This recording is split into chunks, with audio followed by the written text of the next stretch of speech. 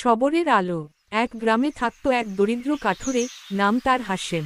প্রতিদিন ভোরে উঠে সে নামাজ পড়ে আল্লাহর কাছে দোয়া করত, হে আল্লাহ, আজকের রিজিক তুমি সহজ করে দাও। একদিন জঙ্গলে গিয়ে সে দেখল একটি ছোট পাখি ডালে বসে কাঁপছে। পাখিটা আহত ছিল। হাশেম কাঠ কাটা বন্ধ করে পাখিটাকে তুলে নিল। সেই নিজের কাপড় ছিঁড়ে পাখির পা বেঁধে দিল, আর বলল, আল্লাহ তোমাকে শেফা দিক। সেদিন সে খুব কম কাঠ কাটতে পারল। বাজারে গিয়ে দেখল কাঠের দাম খুব কম। হাতে প্রায় কিছুই থাকল না। মনে কষ্ট হলেও সে বলল, আল্লাহ যা করেন ভালোর জন্যই করেন। রাতে সে নামাজে দাঁড়িয়ে কান্না করে দোয়া করল, হে রব, আমি তোমার ওপর ভরসা করি। পরদিন সকালে দরজায় কড়া নাড়ার শব্দ। খুলে দেখে এক ধনী লোক দাঁড়িয়ে। সে বলল, তুমি কি হাশেম? গতকাল তুমি যে পাখিটাকে বাঁচিয়েছিলে সেটা আমার।